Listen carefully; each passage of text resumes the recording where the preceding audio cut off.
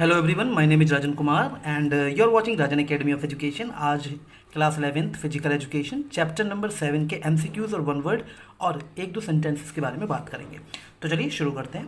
Question number 1 से हम शुरू करते हैं। A dash is defined as a method और प्रोसीजर, यानी कि डैश को हम डिफाइन कर सकते हैं, यानी डैश में क्या है, टेस्ट। इसमें लिखा है टेस्ट, यानी कि टेस्ट को हम ऐसे डिफाइन कर सकते हैं कि ये एक मेथड है, एक प्रोसीजर है जिसमें हम किसी भी इंसान या ग्रुप ऑफ इंडिविजुअल्स की या कई लोगों की एबिलिटीज़ को असेस कर सकते हैं, एसेस करते हैं। और यही एक प्रोसीजर है टेस्ट। ठीक है, टेस्ट के थ्रू हम क्या कर सकते हैं, ये क्या नाम है, इसकी जो एबिलिटी, किसी भी इंसान की एबिलिटी और कि कोई भी ग्रुप ऑफ इंडिविजुअल्स हैं उसकी एबिलिटीज़ को हम जांच सकते हैं, परख सकते हैं। ठीक है, टेस्ट के द्वारा। तो टेस्ट यहाँ पे क्या हो गया, generally test are use to evaluate trainees dash, यानी कि जनरली जो टेस्ट यूज़ होते हैं, क्यों यूज़ होते हैं, क्योंकि वो ट्रेनीज की परफॉर्मेंस एंड प्रोग्रेस को इवेलुएट करने के लिए कंडक्ट किए जाते हैं। ठीक है, तो यूज़ किए जाते हैं। तो अब हम बात कर लेते हैं क्वेश्चन नंबर 3 की। अकॉर्डिंग टू हूम, यानी कि किसके अकॉर्डिंग जो टेस्ट है एक टूल है जिससे हम इवेलुएट करते हैं किसी की स्किल, नॉलेज, कैपेसिटीज़ या फिर एप्टीट्यूड। ठीक है, किसी भी ग्रुप या इंडिविजुअल का। तो वो क्या है, किसके अकॉर्डिंग, वेबस्टर डिक्शनरी के अकॉर्डिंग देखा जाए तो टेस्ट क्या है, एक टूल है। टेस्ट एक ऐसा टूल है जिससे हम किसी की स्किल, नॉलेज, कैपेसिटीज़ और एप्टीट्यूड्स को हम क्या कर सकते हैं, इवेलुएट कर सकते हैं। तो चलिए हम बढ़ते हैं क्वेश्चन नंबर 4 की तरफ। ये है क्वेश्चन नंबर 4। ये क्या है, हाँ, measurement is a technique. Measurement एक टेक्निक है जिसमें हम किसी डेटा को कलेक्ट करते हैं, किसी भी एथलीट की परफॉर्मेंस का जो डेटा होता है उसको कलेक्ट करते हैं। ठीक है, उसकी स्किल्स के डेटा को कलेक्ट करते हैं। ठीक है, टेस्ट के द्वारा। ठीक है, तो मेजरमेंट एक टेक्निक है जिससे हम कलेक्शन ऑफ डेटा करते हैं किसी भी एथलीट की परफॉर्मेंस का। ठीक है, तो अब नेक्स्ट हम बात कर लेते हैं क्वेश्चन नंबर 5 के बारे में। ठीक है, ये जो क्वेश्चन नंबर 4 था, मैंने ऐसे ही सेंटेंस एक लिखा और इसके बारे में मैंने आपको नॉलेज दे दी। तो चलिए अब क्वेश्चन नंबर 5 पे आते हैं। अकॉर्डिंग टू हुम, यानी कि किसके according measurement refers to the process of administering a test to obtain quantitative data. मतलब किसके अकॉर्डिंग मेजरमेंट जो है उसको हम कह सकते हैं कि ये प्रोसेस है, process of administering a test to obtain quantitative data, यानी कि हम मेजरमेंट के द्वारा क्वांटिटेटिव डेटा को कलेक्ट करते हैं। ठीक है, एडमिनिस्टर करते हैं। तो ये किसके अकॉर्डिंग, किसने कहा, ये HM बैरो ने कहा। ठीक है, इनके अकॉर्डिंग। तो अब हम जो बात कर लेते हैं हमारे क्वेश्चन नंबर 6 के बारे में। Dash is a technique use for checking और assessing the progress of a project और प्रोग्राम, यानी कि यहाँ पे है इवेल्युएशन। ठीक है, जो हमारा आंसर है वो है इवेल्युएशन। इवेल्युएशन एक टेक्निक है। ठीक है, इवेल्युएशन क्या है, एक टेक्निक है जो यूज होती है चेक करने के लिए और असेस करने के लिए किसी भी प्रोजेक्ट की प्रोग्रेस को या किसी भी प्रोग्राम की प्रोग्रेस, यानी कि प्रोग्राम कितना बड़ा है, ठीक है, कितना इंक्रीज हुआ है उस प्रोग्राम में, ठीक है, उस प्रोजेक्ट में कितनी इंक्रीजमेंट आई है। तो वो सारी चीज़ें हम इवेल्युएशन के द्वारा जांचते हैं, इवेल्युएट करते हैं।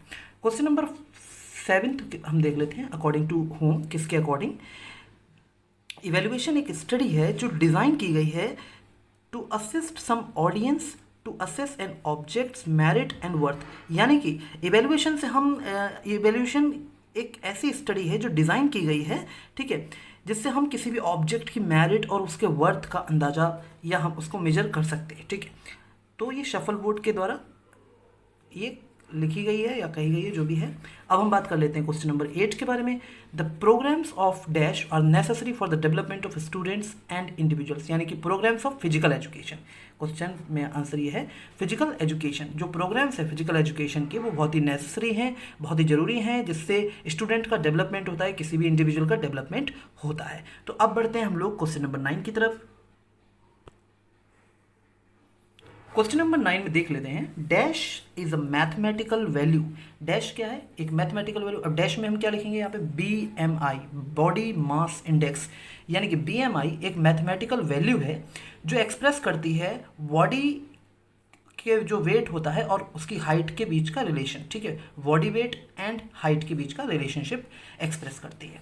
अब हम यहाँ पे क्वेश्चन नंबर 10 पे आ जाते हैं। और उससे पहले मैं एक बात बता दूं, आप अपना बॉडी मास इंडेक्स चेक कर सकते हैं, उसके लिए एक फार्मूला होता है। ठीक है, वो हम आगे देख लेंगे। तो अब बात करते हैं question number 10। The body weight is calculated in kilograms. अब बॉडी वेट जो है वो किलोग्राम्स में जो होता है मेज़र कर सकते हैं, कैलकुलेट कर सकते हैं, और हाइट जो है एक्सप्रेस करते हैं मीटर्स में, ठीक है। और जो BMI एक्सप्रेस करते हैं वो करते हैं kg/m², में, ठीक है। तो अब आगे देखते हैं।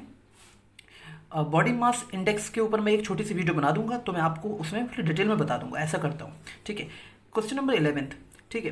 Dash is the ratio of the measurement of the waist and the hip, यानी कि डैश यानी कि waist hip ratio, WHR, waist hip ratio एक रेशियो होता है जिसमें हम वेस्ट और हिप को मेजर करते हैं, ठीक है। अब बात कर लेते हैं waist hip ratio is calculated by measuring the circumference of the waist. अब इसको कैलकुलेट कैसे करते हैं? सबसे पहले हम वेस्ट की सर्कमफ्रेंस को मेजर करते हैं, ठीक है, जो कि just above the upper hip bone के ठीक ऊपर होती है, and the circumference of the hips at the widest part, और जो वाइडेस्ट पार्ट होता है, ठीक है, तो सर्कमफ्रेंस ऑफ द हिप्स, ठीक। तो हम इसको कैसे मेजर कर सकते हैं? ये रेशियो होता है, रेशियो किसका होता है? ये circumference of the waist and circumference of the hips at the widest part, ठीक। अब वेस्ट हिप रेशियो, यहाँ पे मैंने HIP लिखना भूल गया, यहाँ पे कोई नहीं। वेस्ट हिप रेशियो का यहाँ पे है circumference of waist upon circumference of hips, ठीक है। तो ये चीज़ कंप्लीट यहाँ पे हो गया। अब क्वेश्चन नंबर 13 पे देख लेते हैं। क्या लिखा है? Anthropometric measurements are used to study the proportions of the bodies of individuals, यानी कि एंथ्रोपोमेट्रिक मेजरमेंट्स जो होते हैं वो इसलिए यूज होते हैं ताकि किसी भी इंडिविजुअल की बॉडीज का, ठीक है, प्रपोर्शंस स्टडी कर सकें।